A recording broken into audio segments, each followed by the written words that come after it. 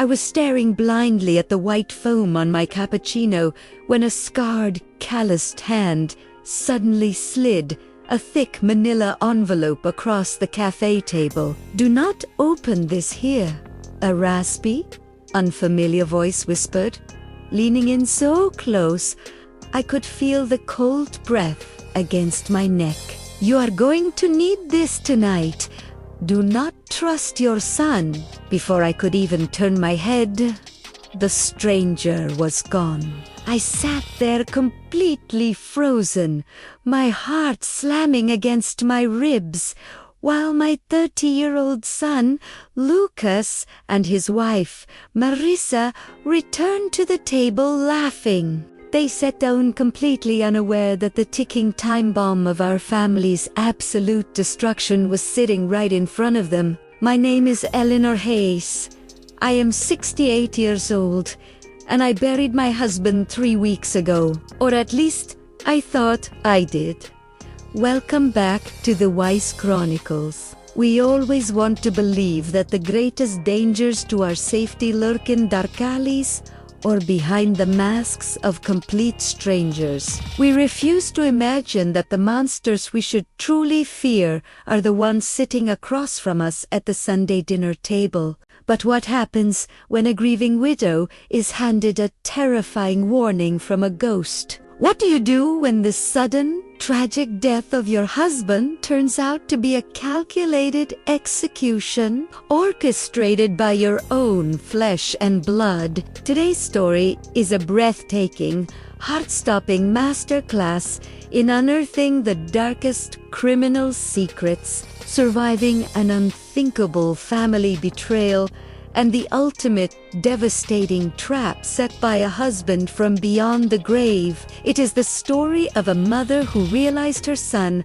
was a predator, and the flawless federal sting operation she unleashed to destroy his criminal empire. If you believe that true love transcends death and that absolute greed always meets a devastating karma, please hit that subscribe button and turn on notifications. You do not want to miss the unbelievable true stories we share here on the Wise Chronicles.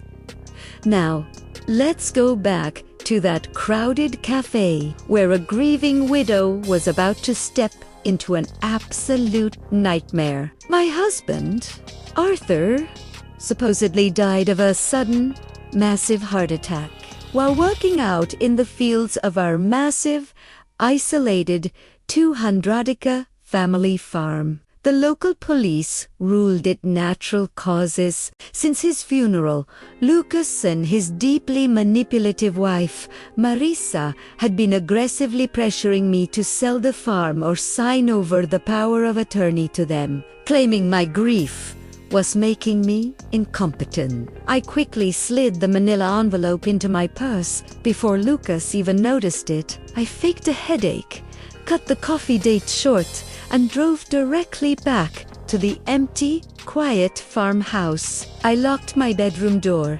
sat on the edge of the mattress, and ripped the envelope open. Inside, there was a small, jagged brass key and a single handwritten note on a ripped piece of notebook paper. The handwriting was Arthur's. My blood turned to absolute ice. The note simply read, "Use the key on the floorboard under my desk. Wait by the landline at exactly 9 p.m. I didn't cry. I didn't panic. A sharp, primal instinct took over my entire body.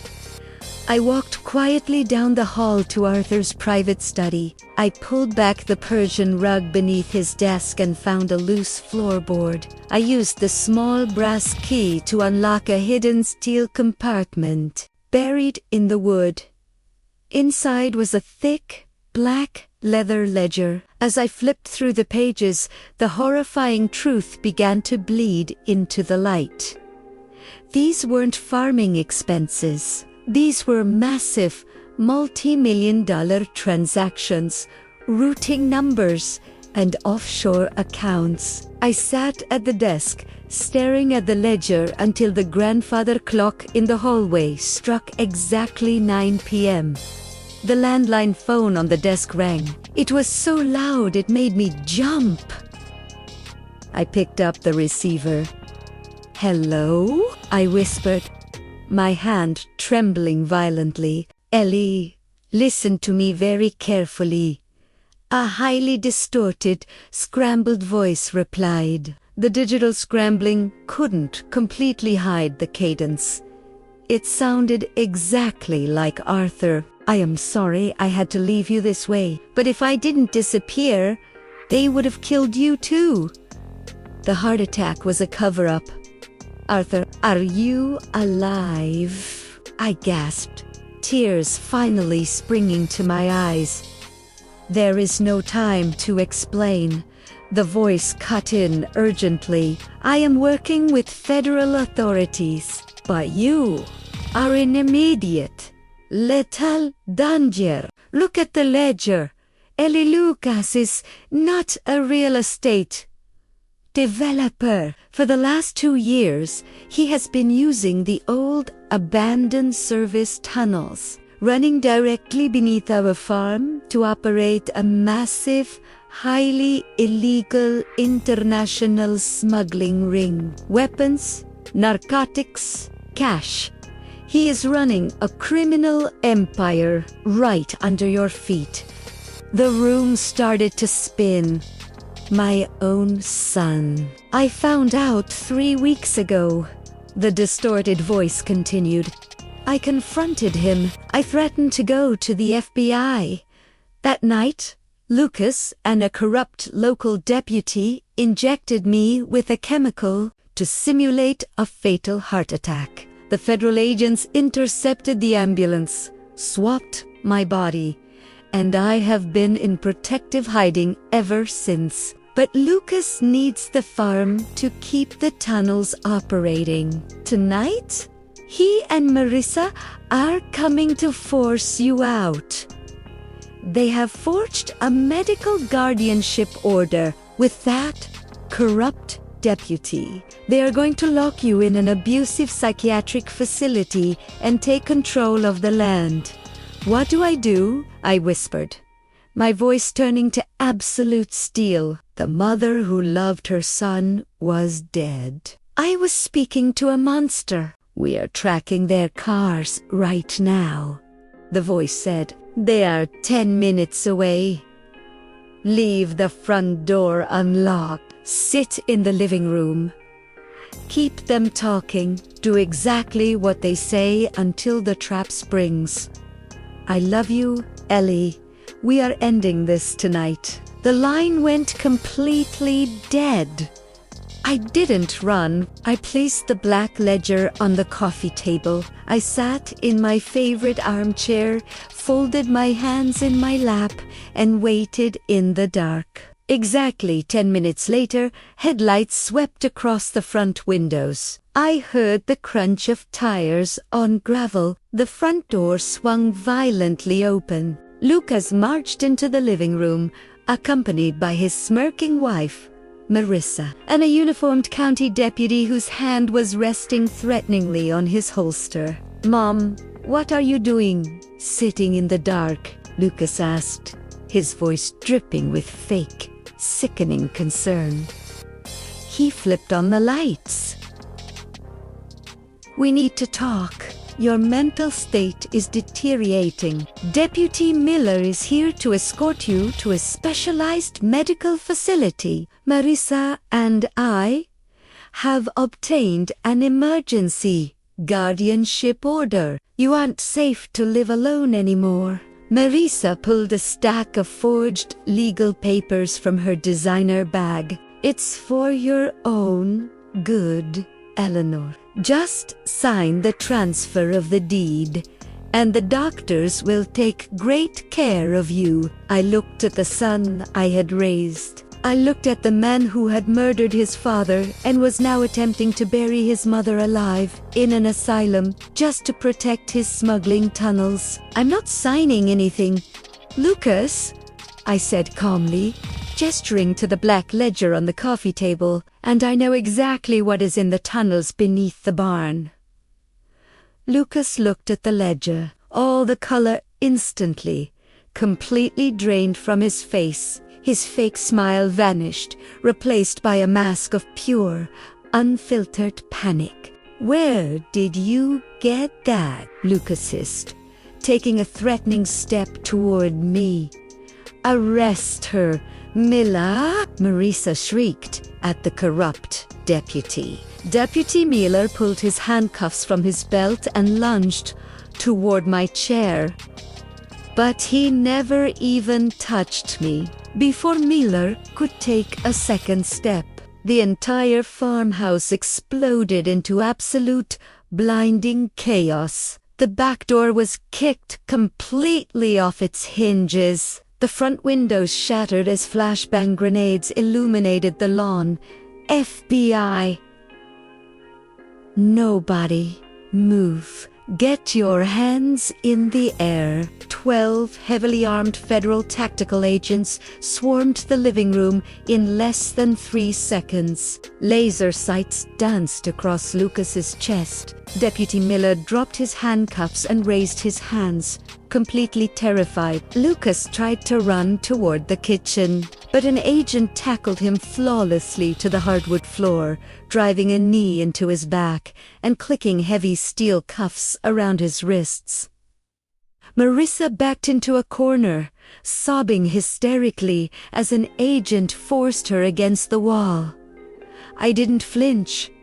I sat perfectly still in my armchair, watching the absolute destruction of the son who tried to destroy me. An older man in a tailored suit walked through the shattered front door. He was a lead federal prosecutor. He looked down at Lucas, who was screaming in panic on the floor. "Lucas Hayes," the prosecutor announced coldly, "you're under federal arrest for international smuggling, conspiracy to commit murder, and fraud. Your tunnels are currently being raided by a tactical unit. It is completely over." Lucas looked up at me from the floor, his eyes wide with absolute betrayal.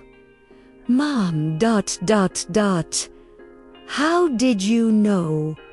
Who told you?" I leaned forward, looking directly into his terrified eyes. "Your father told me, Lucas. He sends his regards." That was 6 months ago. The entire criminal network was flawlessly dismantled.